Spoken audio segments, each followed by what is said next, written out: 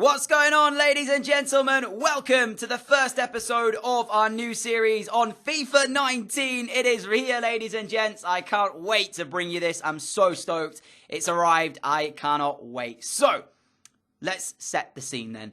I gave you guys an option of Brentford or Brighton. You all casted your votes. About 500, 600 votes came in, and it was close, but there was 50 votes separating the two, and in the end, you guys chose Brighton in the Premier League. So, to give a quick rundown as to why I chose both those teams, I chose them because I liked the way Brentford were playing at the start of the season. I thought not a lot of people would choose Brentford. Same for Brighton. They've obviously beaten Man United in that game in real life when they took them on over at the Amex. They beat them there. So I felt like Brighton, they've got a point to prove. Like they did well staying up, and I feel like they've got a good squad that you can build upon. But one of the other things I wanted to mention as well, I know this year there's been new additional, to the Champions League graphics, the Europa League graphics. The problem is, I've got a feeling that a lot of that is going to get copyrighted right at the start of the game. You remember last year when they dropped the Premier League graphics of FIFA 18? A lot of it was getting copyrighted because it wasn't allowed through. And the only fix to that was to speed up your gameplay. Now, I don't know if that's going to work again. So I thought we'd play at the safe side, pick a team that wasn't in it right away, and try and help them get there. And at that point, hopefully, it'll all be sorted. You know what I'm saying? I know Nick 2018 had issues regarding UEFA copyrighting his stuff when he uploaded a video, but obviously that's for a different time, and hopefully, as I said, it'll get fixed. But to give you guys a quick rundown then of the team, my plans for it and such, if you are a Brighton fan, I'm going to apologise in advance. I'm going to upset quite a few of you by letting go of a lot of, I guess, sentimental players. There's quite a few in the Brighton team that I just don't feel should be here anymore. If we're seriously trying to push and get on and make this team one of the best in the world, or at least in England for now, we've got to get rid of a lot of dead weight, including Glenn Murray, unfortunately. I know Brighton fans like Glenn Murray. I know they do. He obviously scored quite a few goals for them last season. But the problem is, he's got 30 pace in FIFA 19. And I just don't feel like I can use a striker with only 30 pace. He's worth 3 million as well. So I was like, if I'm not going to use him, well, may as well sell him on the transfer market. So I went through and I transfer listed the players that I didn't want to keep here at Brighton. And obviously kept the players that I did want to. Quite a few players out on loan as well that I'm going to take another look at in another episode later. But what I will say to you guys right now, if this video gets 100 likes by 6 p.m. tonight, I will give you episode 2 at 7 p.m. That is the deal on the table. If you guys can help me get to 100 likes at 6 p.m., episode 2 will go live at 7. And it's not that long to like, guys. It takes a second, but it helps out massively. So if you haven't already, click off the video quickly, smash a like. You'll get episode 2 at 7 p.m. provided we hit 100 likes. But yeah, as I said, just going through, literally getting rid of the players that I don't want to keep. Tom Hamed is one of those. Glenn Murray, another one. 34 now. As I said, he's not going to get played. So I need the money. We need the money. Although, having said that, they've been very, very generous with the budget they've already given us here, Brighton. They've allowed us a little bit of money, more money than I was expecting, about £40 million. In terms of transfers, which brings me to my next point, I want you guys to help me. I only made 2 transfers happen in this episode because I knew I wanted these players before we even went into the series. But from there on, it's going to be down to you guys. You guys need to tell me who you want to see us join here at Brighton. But I also will say this.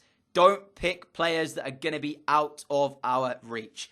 If you're thinking about Mbappe, there's absolutely zilch chance he's going to come to the Amex. He's 87 rated this year, and he's worth in upwards of about £80 million. There's no chance. There's absolutely none that he's going to join Brighton here at the Amex, or join us at the Amex. So try and keep them as realistic as possible, guys. If you can do, that would be great. But of course, I want you guys to have as much input as possible as well. As you know, we don't necessarily play the pre-season tour, but I did play one game from it. A game against Stoke, so you'll see the highlights of that one as we progress through the episode. But there was 2 other things that I wanted to mention. The scout system and the youth squad has actually had a little bit of a facelift. They look a little bit different now. I like the change to it. I think it's great.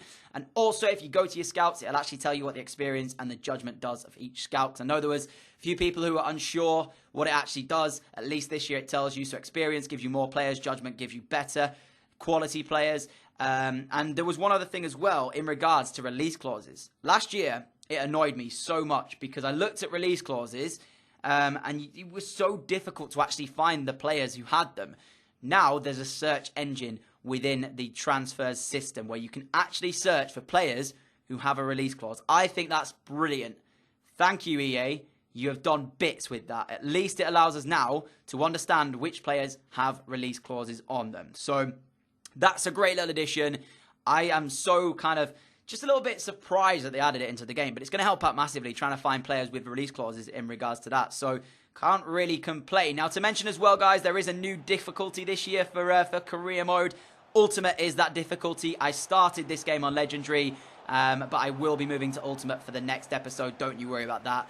It was just to kind of find my feet and see how difficult Legendary actually was.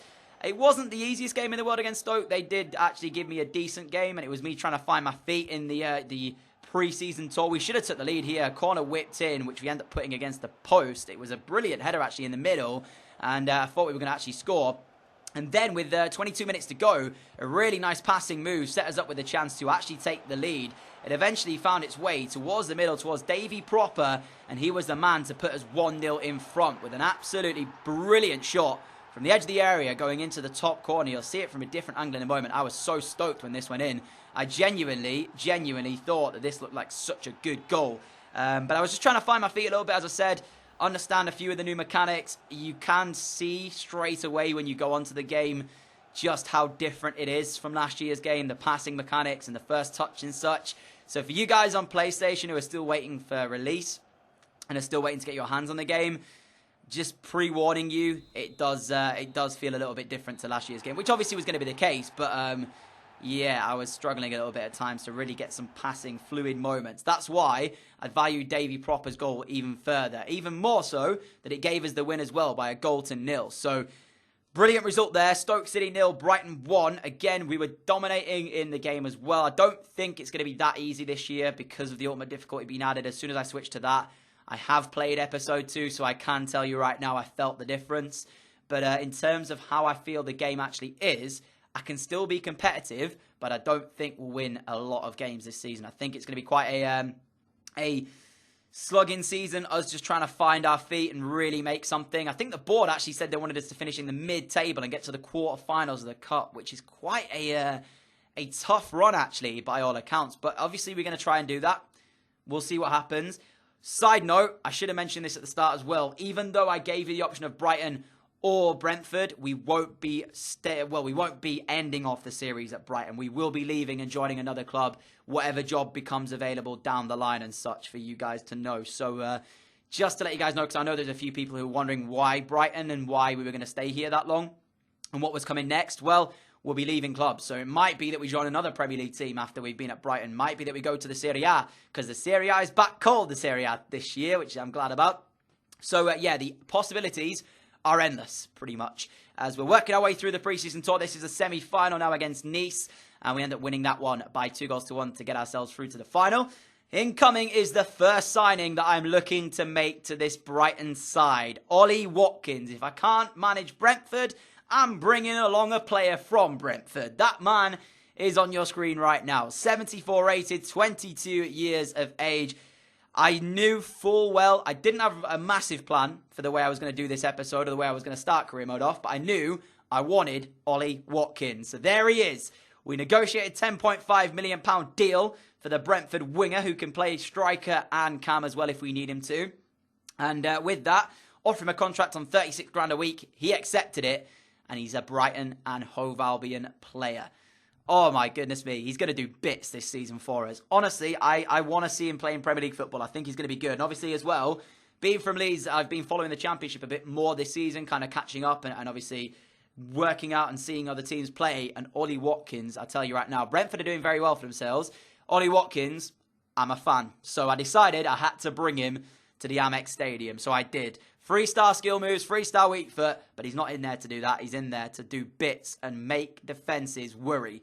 Think I'm going to deploy him at cam in that 4-4-1-1 this season. I think that might be where he plays, but you'll have to wait and see who else we bring in momentarily. But of course, after these two signings are done, it's completely up to you guys. We have £30 million to spend, and so leave me your suggestions down below and I'll try and make them happen. The final of the pre-season tour, though, came against Alaves. We won it by 5-4 on penalties, which was a bit nervy, but at least we did it. And yeah, we now get ourselves the most money out of that one possible. £8.4 million added to the transfer kitty. Going through and rejecting a few offers for players I didn't want to sell, but I will say right now, it's been very difficult for you guys to keep up with who's gone, who's stayed. So I will be showing you a full list at the end of today's episode as to who has gone, who has stayed. So that will pop up very, very soon. So don't worry if you missed any of the transfers. Red Sauce was the man I was looking at bringing in. I knew we needed a defender because of the fact that our defensive line doesn't look the most strongest. We do have a decent starting back four, but in terms of squad depth, it's a little bit weak. So again, negotiated about £11 million deal for him from Bayer Leverkusen. And I actually allowed my assistant to negotiate the contract for this one just to see what he come up with. In the end, he does negotiate a pretty decent deal, so I was happy to accept it. As you're seeing, another offer coming in, this time for Richie Towell. Again, I'll show you the list of players that have left just before we end the episode off. But here is that email confirming the Red Sauce transfer, basically. £30,500 a week is what he's going to be on here. And he's a nice addition to have. I think him, Lewis Dunk at the back, they're going to be important for us, trying to make sure that we don't concede goals. Even more so now for Ollie Watkins, who will wear the number 7 shirt at Brighton this season. Kind of a marquee number, I guess you could say. And so I'm quite surprised that it was actually available. I'm not sure who it is in real life, but all I know is that it was available and I went for it. So I gave him number 7. Then the Scout Future Star came back. He brought us a French left midfielder with a potential of 82 to 94. We also had another email coming through in a moment as well for the 3 scouts I sent out. I sent one to Switzerland, one to England, and one to the United States. And let me say this, man. I'm so excited for Road to Glory career mode this year because the facelift to the Youth Academy and just how many good players he brought back, I was genuinely sat here thinking to myself, I can't wait to see just how good some of these players are going to get. You'll see them pop up on your screen. There's one from the United States who already looks like an absolute beast, 64 rated. He's got a really good potential. You see him right now. Here he is, Noah Godson. Potential 79 to 94. It's just ridiculous. He's already pretty much good enough to come into the team and play a part, I think. So you'll see them all in our Youth Academy in a moment. I do end up promoting a couple of them for episode 2, which I think I'm going to keep them in the club. I don't know if I'll send them out on loan or not. We'll have to see what I decide on. But for now, that's where my scouts are going. Jordan Turner as well, 81 to 94. He looks really good. But with that, guys, we are coming towards the end of the first episode of Career Mode for FIFA 19. If you did enjoy it, a like would be greatly appreciated. As I said earlier, 100 likes by 6 p.m. tonight, and I'll give you episode 2 at 7 p.m. If not, you'll have to wait till 4 p.m. tomorrow for episode 2. So if you've got that extra little couple of seconds, I mean, you've got 10 minutes if you watch the video all the way through, well, 13 in fact, just smash the like button. Get yourself another episode at 7 p.m. Who doesn't want a second episode of Career Mode coming out? Until then, though, guys, thank you so much for watching this first episode. If you're not already subscribed and you want to see more, that button is down below. Alongside that is the notification bell as well, so you can click that to never miss an upload on the channel. I'm so stoked for FIFA 19. Of course, we've got big things coming as I'm showing you the players who have left the club, who has joined, and all sorts of other things. But as I said, 100 likes by 6 p.m. tonight, episode 2 at 7. That's the goal. Can you hit it? See you all shortly, guys. Adios.